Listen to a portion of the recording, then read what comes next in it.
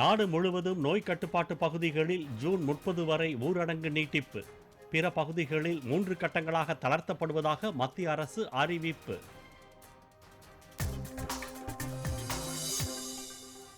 June 8ஆம் தேதி முதல் வழிபாட்டு தலங்களை திறக்க மத்திய அரசு அனுமதி. ஹோட்டல்கள், ஷாப்பிங் மால்களை திறக்கவும் ஒப்புதல்.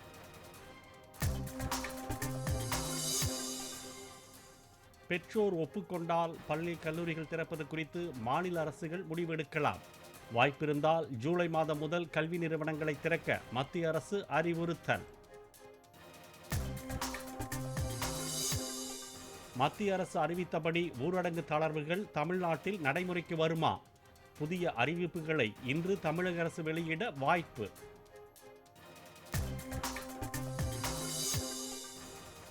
தமிழ்நாட்டில் இதுவரை இல்லாத வகையில் ஒரே நாளில் 938 பேருக்கு கொரோனா உறுதி. பெருந்தொற்றால் பாதிக்கப்பட்டோர் எண்ணிக்கை 21,000-ஐ தாண்டியது. சென்னையில் மட்டும் மேலும் 616 பேருக்கு கொரோனா பாதிப்பு.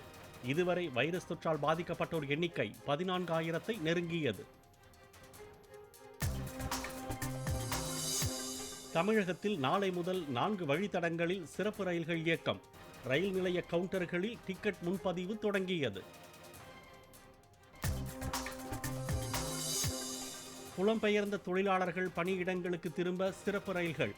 மத்திய இணையமைச்சர் அனுராக் சிங் தாக்கூர் உறுதி. சாதாரணமாக ஏற்படும் அனைத்து இருமல், தும்மலும் கொரோனா பாதிப்பு அல்ல. டெல்லி எய்ம்ஸ் மருத்துவமனை மருத்துவர்கள் விளக்கம். மேற்கு வங்கம், மத்திய பிரதேசத்தில் ஜூன் 15 வரை ஊரடங்கு நீட்டிப்பு. பஞ்சாபில் ஜூன் 30ஆம் தேதி வரை நீட்டிக்கப்படுவதாக அறிவிப்பு. சீனாவுடன் ஏற்பட்டுள்ள பிரச்சினைக்கு அரசு முறை பேச்சுவார்த்தைகள் மூலம் தீர்வு காண முயற்சி. மத்திய உள்துறை அமைச்சர் அமித்ஷா தகவல்.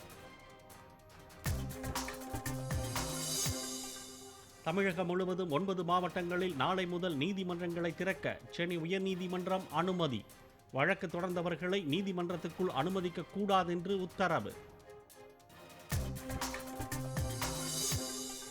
மனதின் குரல் நிகழ்ச்சியின் மூலம் நாட்டு மக்களுக்கு இன்று உரையாற்றுகிறார் பிரதமர் மோடி. கொரோனா தடுப்பு பணி, சீனாவுடனான எல்லை தகராறு குறித்து பேசலாம் என எதிர்பார்ப்பு. அமெரிக்காவில் கருப்பின இளைஞர் படுகொலையை கண்டித்து பல்வேறு இடங்களில் வன்முறை. கலவரத்தை கட்டுப்படுத்த முதன்முறையாக ராணுவத்தை அழைக்க அதிபர் டொனால்ட் ட்ரம்ப் முடிவு. ராஜீவ்காந்தி கேல் ரத்னா விருதுக்கு ரோஹித் சர்மா பெயர் பரிந்துரை. அர்ஜுனா விருதுக்கு இஷாந்த் சர்மா, ஷிகர் தவான் பெயர்கள் பரிந்துரை. ஏர் இந்தியா விமானிக்கு கொரோனா வைரஸ் தொற்று உறுதி. ரஷ்யா சென்ற விமானம் பாதி வழியிலேயே இந்தியா திரும்பியது.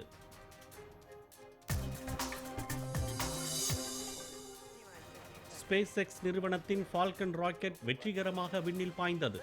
சர்வதேச விண்வெளி மையத்திற்கு நாசாவின் 2 வீரர்களை அழைத்துச் சென்றது.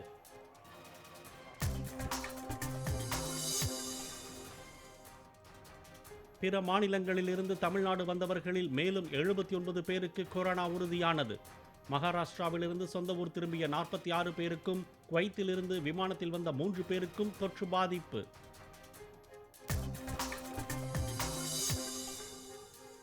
சென்னை, காஞ்சிபுரம், திருவள்ளூர், செங்கல்பட்டு மாவட்டங்களில் ஊரடங்கை நீட்டிக்க மருத்துவக் குழு பரிந்துரை.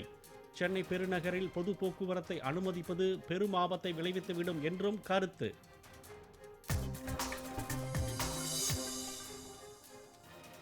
சிறு, குறு, நடுத்தர தொழில் நிறுவனங்களுக்கு அதிக அளவில் கடன் வழங்க வேண்டும். வங்கிகளின் தலைவர்களுக்கு முதலமைச்சர் எடப்பாடி பழனிசாமி வலியுறுத்தல். ராஜஸ்தான், குஜராத்தில் முகாமிட்டுள்ள பாலைவன வெட்டுக்கிளிகள் இடம்பெயர தயாராவதாக தகவல். பீகார், ஒடிசா போன்ற கிழக்கு பகுதிகளை நோக்கி படையெடுக்க வாய்ப்புள்ளதாக மத்திய அரசு எச்சரிக்கை.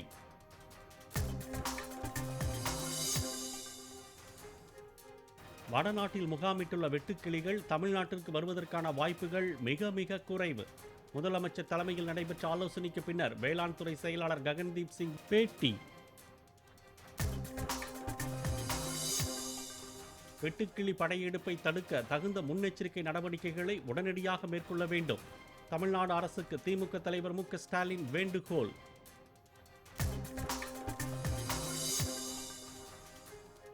இந்தியாவில் கொரோனாவால் பாதிக்கப்பட்டோர் எண்ணிக்கை 1,80,000-ஐ நெருங்கியது.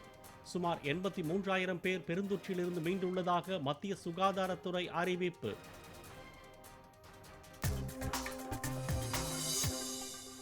மகாராஷ்டிராவில் நாளுக்கு நாள் கொரோனா பரவல் அதிகரிக்கும் நிலையில் பாதிப்பு எண்ணிக்கை 65,000-ஐ கடந்தது. மத்திய பிரதேசம், ராஜஸ்தான், குஜராத், உத்தரப்பிரதேசம் உள்ளிட்ட வட மாநிலங்களில் பெருந்தொற்று பாதிப்பு வேகமெடுத்தது.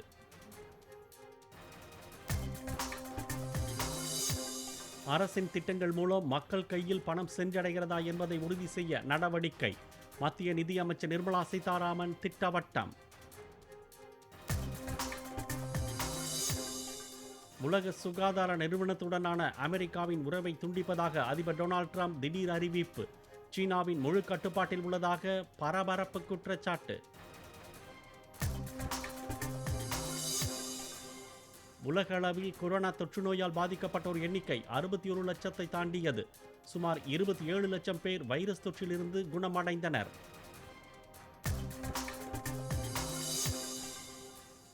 அமெரிக்காவில் கொரோனா பாதிப்பு 18 லட்சத்தை தாண்டியது. ரஷ்யாவில் வைரஸ் தொற்று பாதிப்பு 4 லட்சத்தை நெருங்கியது.